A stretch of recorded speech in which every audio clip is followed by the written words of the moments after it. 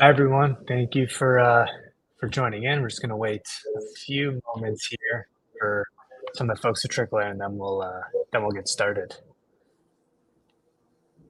How you doing today, V? I'm well. I'm well. Weathering the West Coast snow outside. How are you? Not too bad. No complaints. Um, okay, so we'll get started here, and if folks trickle in later, that's great too. Thanks so much for joining this episode of the Border Pass webinar series. I'm Josh. I am an immigration lawyer based here in Toronto, and I'm joined by my esteemed colleague Verinder, who is an immigration lawyer based out in BC. And as many of you know, we are from Border Pass, and we've just recently, a few months ago, launched our partnership with Centennial College, and we're super excited to be working with the college and all of you to support you throughout your immigration journeys. And for those of you who don't know, Border Pass, what we do is we help manage your Canadian immigration pathways from studying to working through to PR if that's what you wish to accomplish. And Border Pass allows you to take control of your journey and allow you to plan ahead so that you put your best foot forward. And we provide you with the tools and access to succeed and, again, reach whatever those immigration goals of yours may be. So today, we're going to be talking about the postgraduate work permit and life after graduation here in Canada. So, V, why don't you tell us a bit about the postgraduate work permit? What exactly is it? Of course, Josh. So the postgraduate work permit is essentially a work permit that you can receive to work legally in Canada after completing your studies. To get a postgrad work permit, you obviously have to meet certain eligibility criteria. First, you must have completed a course of at least 8 months at a postgraduate work permit eligible in a postgraduate work permit eligible course. So it's not enough that you just graduate from a Canadian DLI. You must have been in a program that's eligible for the work permit. Of course, all the students logging in today, I think, are Centennial students for the most part. So this is essentially a non-issue. The next piece is you have to have abided by the conditions of your study permit. And this means the work conditions that were set out in your study condition, whether it means you were actively pursuing your studies throughout as you were supposed to. And the last one is you remained a full-time student, with the exception, of course, there are some students who have to complete maybe a course or two at the very end of their program to finalize their studies, and that's the one exception. But otherwise, you have to have remained a full-time student throughout your studies. As well, you could not have taken a leave from your studies longer than 150 days, which is roughly a semester and a half. So if you were away for a semester, it shouldn't impact your postgraduate work permit application. But it's the 150 days absence. Anything more than that, then you're kind of in the danger zone. The last one is you meet the in-person study requirements. So you must have studied in person in Canada for a certain period of time. There is, however, and we'll touch on this, I believe, a little later, a temporary policy, which is currently in place that students could benefit from. In terms of when to apply, when should you start your postgrad work permit? So, I mean, for many of the students who are here, congratulations on completing your studies. You should apply as soon as you get your letter of completion. And as I understand, if you have not received it yet, you will be receiving it shortly. But as soon as you receive your completion letter from your institution, you should be submitting your postgraduate work permit application. And to ensure that this happens, and we've touched on this in past webinars, is do your homework. Get on BorderPass as early as you can. Upload all the documents. Complete the application up until essentially the only outstanding requirement is the letter of completion. And that way, when the letter of completion does come and you upload it, your application's already been reviewed by a lawyer and it's ready for submission right away. There's no interruptions in your ability to work in Canada or your status in Canada. And it results in the most seamless transition from your study permit to your postgraduate work permit. The one thing I would point out is If you do wait, and sometimes students do wait, if you remain in Canada, you must apply before your study permit expires. Yeah, because obviously you can't be here without status, and in the event that you are, there can be bad implications there, and you may have to apply to restore your status, and there's complications with work. So during that time, so definitely make sure you apply before your study permit expires. And as you're mentioning, uh, we would recommend starting the application even if you don't have your letter of completion yet. So go into BorderPass, and you'll be able to begin that work permit and complete everything up until that last completion letter, so that you can begin working right away. And as we mentioned, um, you can apply directly for your postgrad work permit with us on BorderPass, and it's a with us, it's a simple process for you. We guide you through the entire application. We'll review it for you.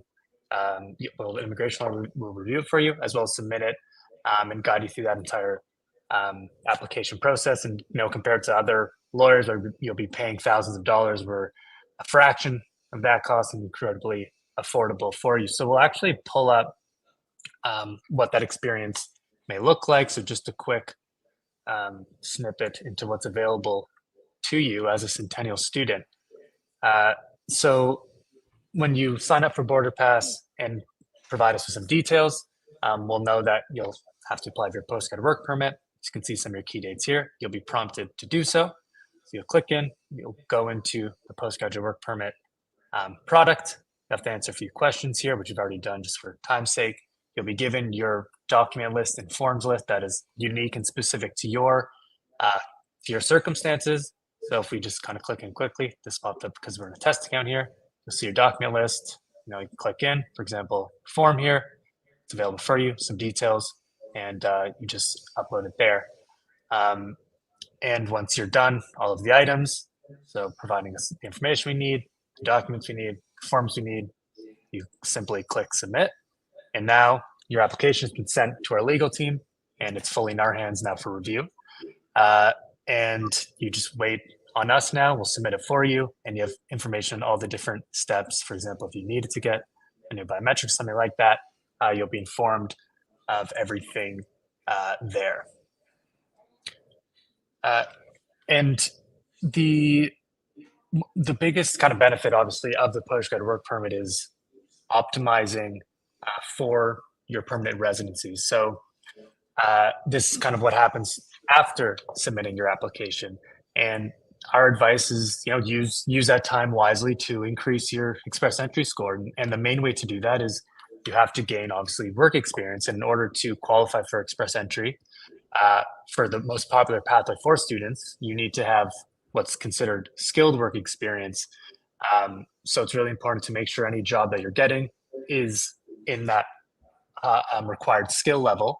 And the other practical thing that you can do during this work permit time is improve your language skills. That's the, in our opinion, the most simple and controllable way to improve your express entry score.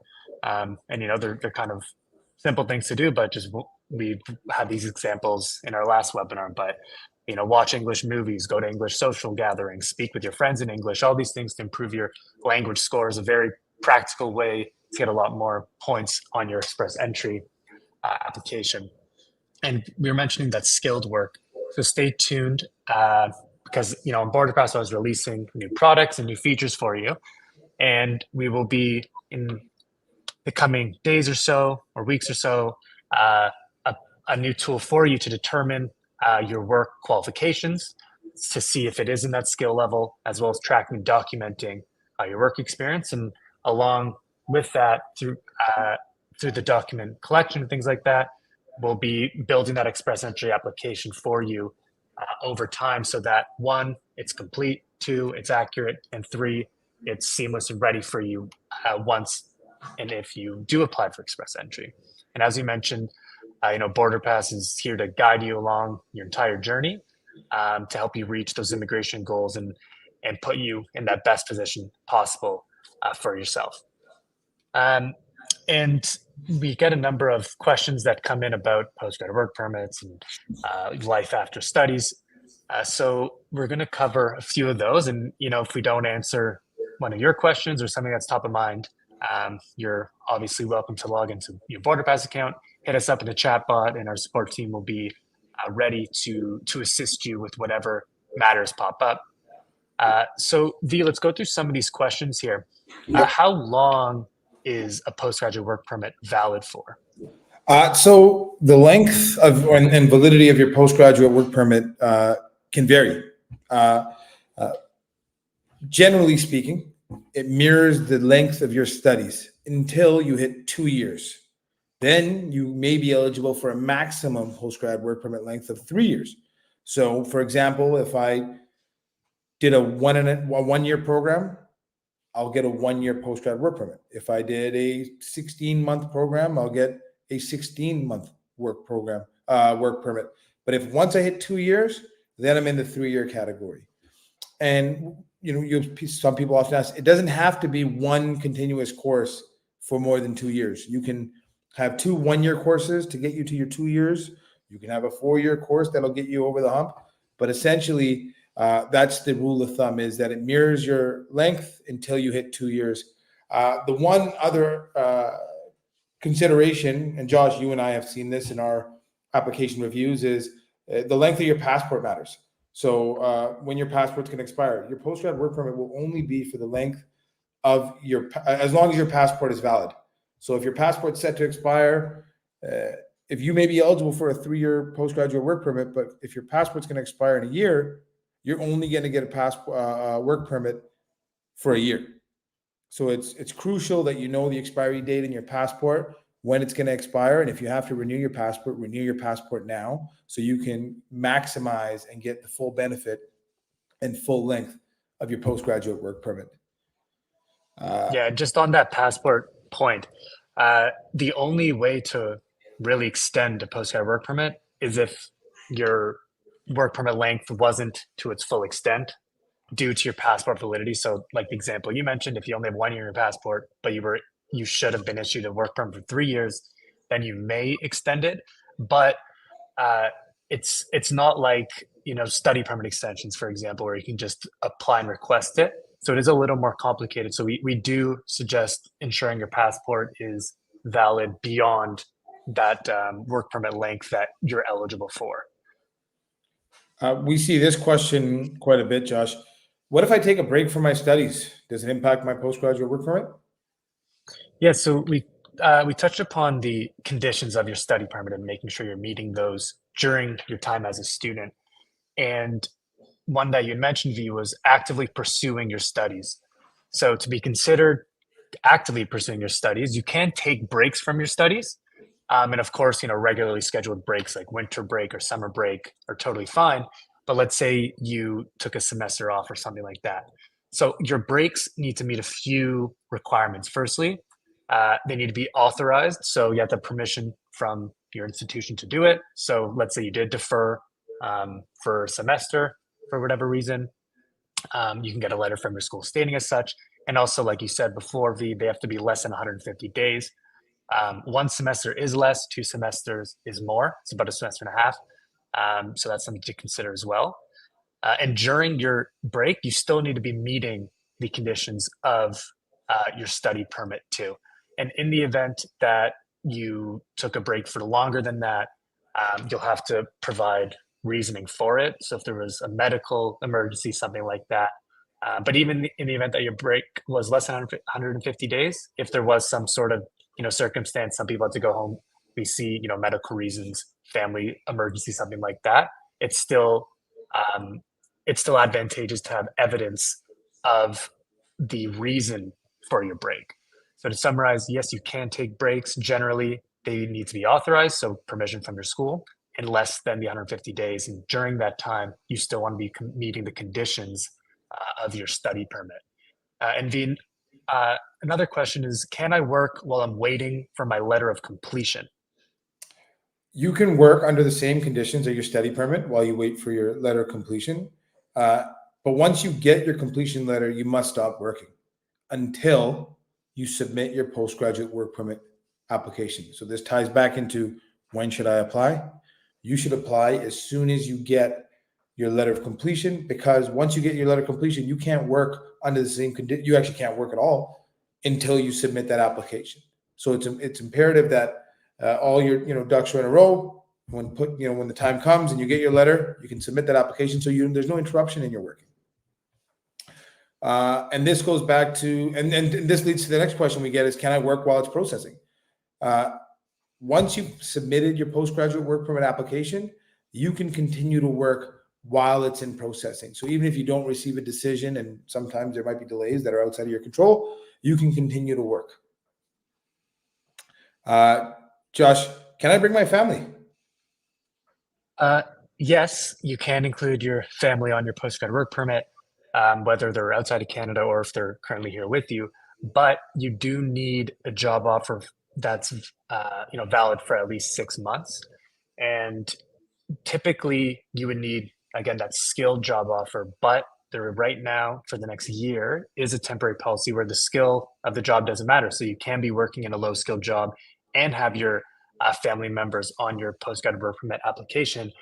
But we would, we note to you that if you are working in a low skilled job while on your postgrad work permit, that work likely won't go towards your express entry point. So although you may be able to bring your family doing low skilled work, I wouldn't classify that as optimizing your time on your postgrad work permit. So yes, you could bring your family. You need a job offer for 6 months. It can be low or high skilled work. We recommend it being a high skilled work. And V, what if I graduate and then I go home and I'm out of the country? In that case, you just got to be aware of the timeline. So if you're out of the country, once you get your completion letter, you have 180 days from that time to submit your application. So within within 180 days from getting your completion letter, you submit your postgraduate work permit application, there's no issues. Great. And we spoke about it a little bit before, but it's really important to know what to do when you're actually on your postgrad work permit. So just one kind of logistical thing is if you apply inside of Canada, which most of you will, your postgrad work permit will be mailed to the address that's provided on the form. So when you go through the application, make sure that the address you're giving is one that you want the work permit to be mailed to. And again, optimizing this time is critical, especially if you're only given a 1 year or 1.5 year work permit, because if you are applying for express entry, you want to be gaining as much skilled work experience as possible. So just to go a little further into what skilled work is, every job in Canada has what's called a knock code, and every knock code is given a skill level, what's called a tier. And in order to be considered skilled, tiers are numbered. So it has to be a tier 0, 1, 2, or 3. And we mentioned, as we're always releasing new features on BorderPass, we are going to be releasing a new product shortly that will help you determine what skill level your job is in. So it's really important while you're on your work permit to be optimizing that time and ensuring that the work you're doing is actually going towards meeting your permanent residency goals. We mentioned improving your language. That is, I can't stress it enough, the easiest way to improve your score in a meaningful way. And you can do it just every day, interacting with English speaking people, again, watching English movies, TV shows, reading, all that kind of stuff are some great ways to improve. And also, and this will also be available to you in BorderPass, is continuing to gather documents that are relevant to your experiences. Things like employer letters, past and current, your pay stubs to show you actually are gaining this experience in Canada or have gained that experience elsewhere, diplomas, both from inside Canada as well as outside of Canada, and creating that, kind of paper trail of the experiences that you have, so that not only is your application ready when it's time to apply, but it's also a strong application, and there's lots of evidence that you've met, the requirements that of being selected for permanent residency. And I know V, you were doing some research on that point with some federal court cases on that point. On that point, I do want to touch on it. We often do reviews of the most recent federal court cases with respect to immigration decisions. And often the trend is with respect to people who have been selected from the express entry pool and given their invitation to apply for permanent residency. One of the biggest reasons we see for refusals at that time is the lack of evidence or the discrepancies between what you may have said you were doing in when you applied for express entry and what the documentation you have is. So it's important that as you go along, as you're doing skilled work, you have the appropriate documentation, and you can track all of this. The easiest way would be to track it on your BorderPass portal, uploading it regularly, checking back in, and making sure you have this paper trail, because when the time comes and your invitation comes, you want the most seamless transition and the most efficient application possible, and with the highest likelihood of success. And that's a key thing, I think, that everyone should be mindful of when they're going through the postgraduate work permit, when they're working skill work, is having that documentation, putting it on your BorderPass portal. So when you do get the invitation, you have all your documents ready there. And before we get into customer questions, just the last one that we see a lot is, can I travel while my work permit is processing?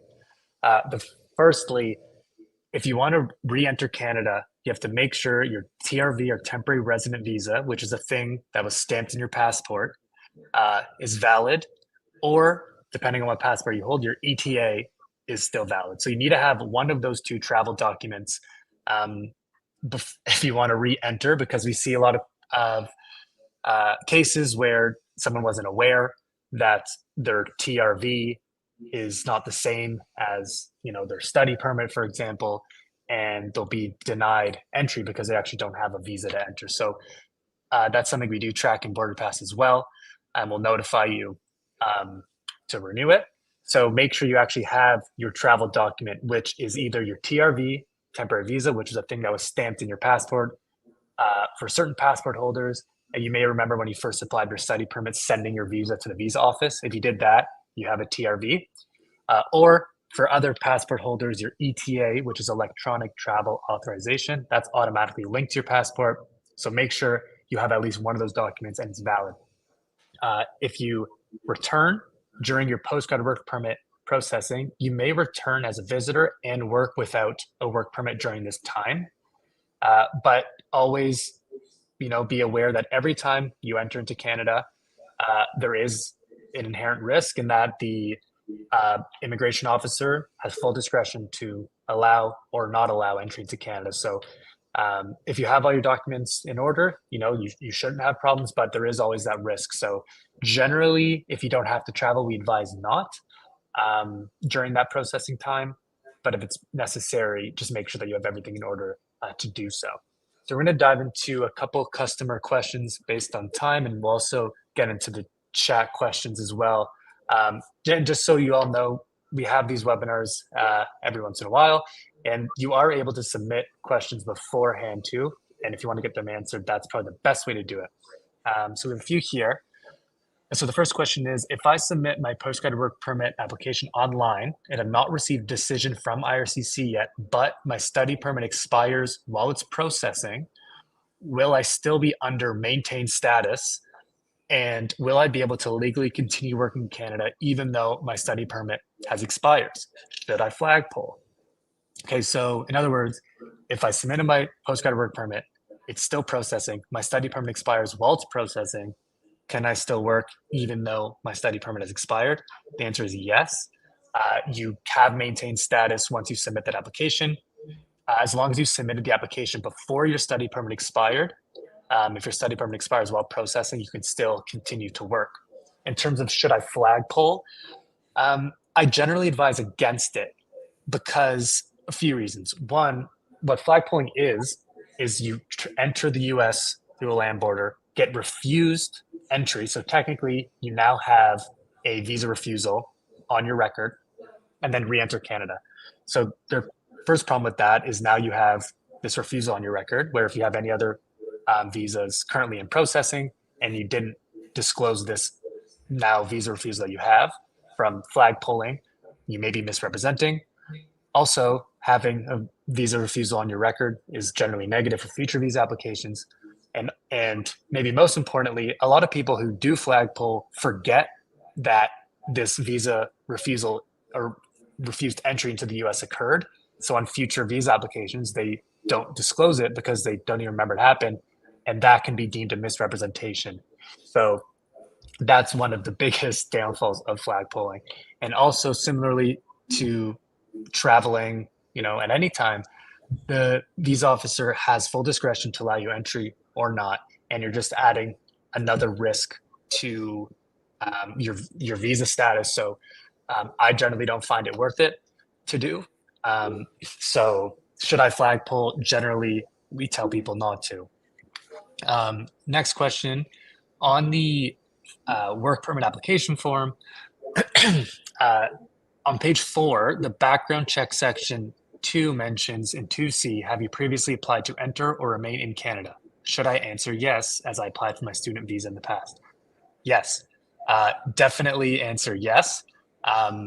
Because by not answering yes, you, as I kind of said before with the flag polling issue, you may be misrepresenting. And obviously, if you're inside Canada studying and applying for a work permit, you have previously applied to enter. So when you're on page 4 of that work permit application, or 5710 is the number of the form, make sure when you're on page 4 on that background check section that you do say that yes, I previously entered and will ask for some details. And if the only visa you've applied for is that study permit, you can just say it's previously approved and entered, as well as any other relevant visa history. And V, do you want to go into the next question there? Yeah, the next question pertains to online studies. So the question is, during the first 3 semesters, most of my classes were in person with a couple online or hybrid. However, for my last semester, I had 6 classes, of which 4 were fully online. 1 was hybrid and 1 in person. I would like to know if that could affect my postgraduate work permit application. So this pertains to distance education, and frankly speaking, the answer is no, but I will get into detail. If you're doing online classes from within Canada, so if your courses were moved to online, the time that you spend online studying online from within Canada up until August 31st, 2024, still counts towards the length of your postgraduate work permit. So if you're in Canada, all the online time you have goes towards your postgraduate work permit length. That said, it always is recommended that you take in-person classes whenever offered. The other side of the coin is, let's say you were out of Canada taking online courses here. So time spent outside Canada online counts towards your postgraduate work permit length as long as 50% of your studies were inside Canada. So if everything inside Canada counts. If you're outside the country, at least 50% has to be inside Canada for the online courses to count towards your postgraduate work permit. And we do have about 100 seconds here, so I'll try and jump into some of the questions in the chat here. We had a few about applying. When I apply for my postgraduate work permit outside of Canada, is it okay if my study or student visa or study permit has expired? As long as you left the country before it expired, yes, that's fine, because you were never here illegally. That is totally fine. We had some questions about like TR. There were a handful of countries that had switched from TRV to ETA. So I have a TRV, but my country was since listed to get ETA instead. Should I apply for an ETA going forward? Yes, you should. And ETA is far more advantageous. So definitely do that. And the processing is quite instant. We had a processing question. How long does it take to get a postgraduate work permit? You can always check on the IRCC website, and we also provide this information to you as well in BorderPass, and they're constantly changing, but it's usually a handful of weeks. Please, what do you mean by high skill and low skilled work?